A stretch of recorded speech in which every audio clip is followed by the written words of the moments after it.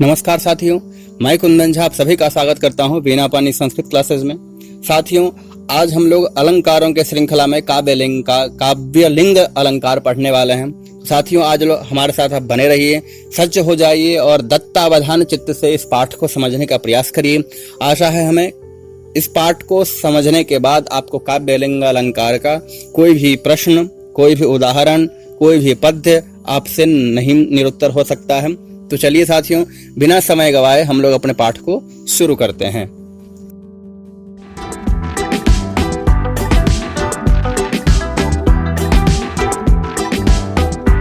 अलंकार जो भी है उसमें क्या मुख्य चीजें हैं, यह आप लोग जानते हैं। उस सभी का आधार एक ही अलंकार है, उपमा अलंकार। तो कहीं न कहीं इससे हर चीज रिलेट करेगा यहाँ पर। तो उपमा अलंकार बहुत ही ज्यादा मुख्य है अर्थालंकार में। तो यहाँ पर एक काव्यलिंग का जो हम सूत्रपात करने वाले हैं वह है आचार्य मम्मट के अनुसार। काव्य प्रकाश में काव्यलिंग को का जो सूत्रपात है या परिभाषाएं हैं क्या दी गई है, तो आप लोग देख सकते हैं स्क्रीन पे। काव्यलिंगम हेतोर वाक्य पदार्थता।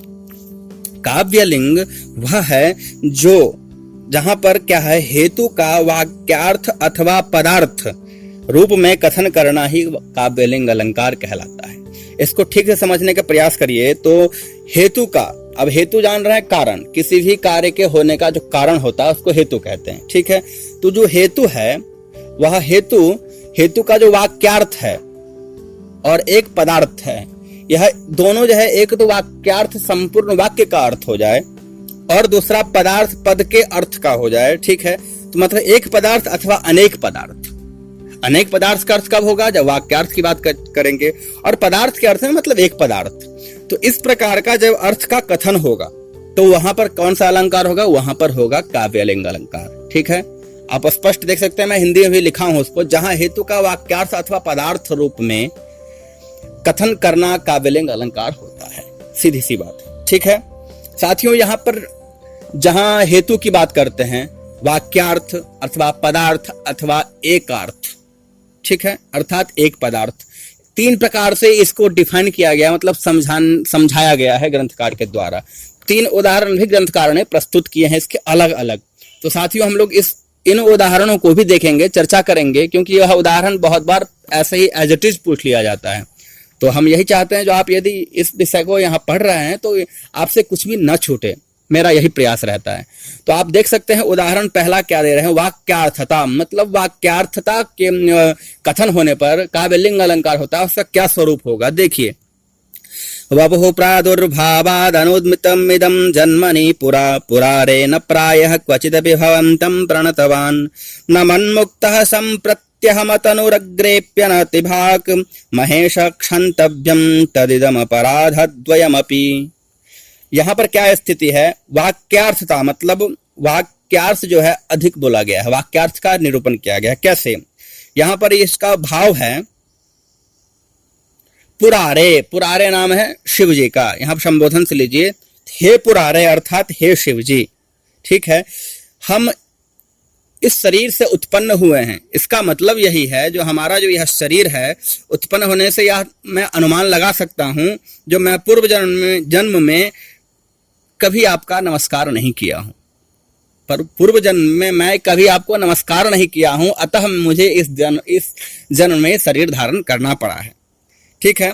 अब इस जन्म में नमस्कार करता हुआ मैं मुक्त हो जाऊंगा, इसलिए शरीर न रहने से आगे भी आपको नमस्कार नहीं कर सकूंगा। तो मेरे इन दोनों अपराधों को क्षमा करना।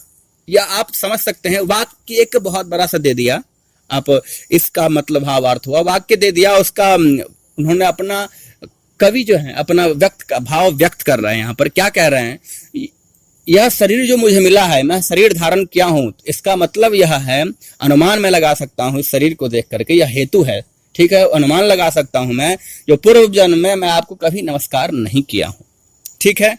फिर इस जन्म में भी आपको यदि मैं नमस्कार नहीं कर पाऊं तो यह तो बहुत बुरा होगा, यह अपराध हो जाएगा। तो इसीलिए मैं इस जन्म में आपको नमस्कार करूंगा, ठीक है, आपको नमस्कार करूंगा, क्योंकि नमस्कार करने से मैं मुक्त हो जाऊंगा। यदि यह नहीं हो पाए तो मेरे इन दोनों अपराधों को आप क्षमा करेंगे। क्षन्तव्यम तद इदम अपराध द्वयम अपि। तो यह जो दोनों है, हे महेश, इसका आप मुझे क्षमा करेंगे इसके लिए। यहाँ पर वाक्य के वाक्यार्थता से आपको संबद्ध, मतलब एक पद से आपको अर्थ नहीं समझ में आएगा, संपूर्ण वाक्य को देखना पड़ेगा। तो ऐसे जब प्रकटन किया जाएगा कहीं पे भी, तो वहां पर कौन सा अलंकार होगा? वहां पर उदाहरणार्थ के रूप में काव्यलिंग अलंकार होगा। अब देखिए, एक पदार्थ अनेक पदार्थता, मतलब अनेक पदों के अर्थों की जहां पर मुख्य भूमिका होगी, वहां पर कैसा होगा, उसका क्या स्वरूप है? देखिए, लिखते हैं, प्रणयी सखी सलिल परिहास रसाधिकतई ललित शिरीष पुष्प हननैरपिताम्यति तत् वपुषि बधाय तत्र तव शस्त्र मुपक्षिपतः पततु शिरस्य कांडय मदंड इवैष भुजः। यहां पर सीधी सीधी बात समझने की क्या है, यह मालती माधव नाटक के पंचमांक में मालती के वध के लिए उद्यत अघोर घंट के प्रति माधव कह रहा है। यह मालती माधव का लिया गया है। मालती माधव में वहां पर अघोर घंट के प्रति माधव का यह कथन है, यह उक्ति है। क्या कह रहे हैं? प्रेम करने वाली प्रणयी सखी सलिल परिहास, प्रेम करने वाली सखियों के द्वारा परिहास रस में पाए हुए कोमल शिरीष पुष्प की चोट से भी जो व्याकुल हो जाती है, उस कौन वह? तो मालती, मालती के शरीर पर मारने के लिए शस्त्र उठाने वाले तेरे सिर पर यमदंड के समान अचानक यह हाथ पड़ता है। वह कौन सा हाथ है? तो वही इनका हाथ है, माधव का हाथ है। तो यहां पर अनेक पदों का अर्थ यहां पर देखने को मिलता है। अनेक पद, प्रणयी सखी सलिल परिहास रसाधिगतैर ललित शिरीष पुष्प, यह सभी अपने में मुख्य अर्थ को प्रकटन कर रहा है। तो यह है क्या? अनेक पदार्थता यहां पर द्योतित हो रहा है। ठीक इसी प्रकार देखिए, एक पदार्थता, वहां पर क्या है? एक पदार्थता का उदाहरण दे रहे हैं ग्रंथकार, भस्मोद्धूलन भद्रमस्तु भवते रुद्राक्षमाले शुभम हासोपान परंपरा गिरिसुता कांतालयांकृतिम आद्याराधन तोषितेन विभुना युष्मत्सपर्या सुखा लोकोच्छेदिनि मोक्ष नाम निमहा मोहे निधीयामहे। ये क्या है? एक पदार्थता, एक पद की अर्थ जहां पर आपको वह सारा अर्थ बता देगा, वह है काव्यलिंग अलंकार जो यहां पर दिया गया है। देखिए क्या कहते हैं यहां पर, हे भस्म लेपन, भस्मोद्धूलन संबोधन है यहां से, ठीक है। हे भस्म लेपन, तुम्हारा कल्याण हो, भद्रमस्तु अर्थात तुम्हारा कल्याण हो। हे रुद्राक्ष की माला, तुम सुखी रहो।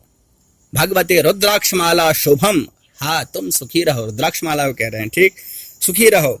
शिवालय की अलंकार भूत सीढ़ियों, हाय शिवालय की अलंकार भूत सीढ़ियों, हा सोपान परंपरा, ठीक, आज तुम भी मुझसे सदा के लिए छूटी जा रही हो, क्योंकि आराधना से प्रसन्न हुए शिव जी आज हमको तुम्हारे सेवा सुख के प्रकाश को नष्ट कर देने वाले मोक्ष नामक महाअंधकार में डाल रहे हैं। अब यहां पर एक भक्त है जो भगवान की आराधना कर रहा बहुत दिनों से, तो वह भगवान के जो भस्म धारण करते हैं तो कहते हैं, हे भस्मधारी, हे भस्म को लेपन करने वाले, भद्रमस्तु तुम्हारा कल्याण हो, भगवते रुद्राक्ष माले शुभम भवतु, हे रुद्राक्ष मालाधारी, हे रुद्राक्ष की माला, रुद्राक्ष की माला, ठीक, तुम सुखी रहो, तुम भी सुखी रहो। फिर वो कहते हैं, मैं जो आ रहा हूं यहाँ पर, तो सीढ़ियों के चढ़ के आ रहा हूं मंदिर में, तो इन सीढ़ियों को भी कहते हैं, हाय क्या सीढ़ियों के भी क्या अलंकार भूत जो सीढ़ी है उनसे यहाँ पे वियोग हो रहा है। तो कह रहे अब मैं तुम्हारे पास नहीं आ सकता हूँ, क्यों? क्योंकि अब यह जो मेरी साधना है यह पूर्ण होगी और हमें शिव जी के द्वारा मोक्ष प्राप्त हो जाएगा।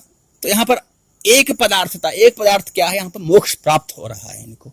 महामोहे निधियाम है, यह महामोह, मोक्ष नामानी, मोक्ष जो है ना, यह क्या है? महामोह है, यह महामोह है निधियों का। तो इस प्रकार से एक पदार्थता यहाँ पर द्योतित हो रहा है।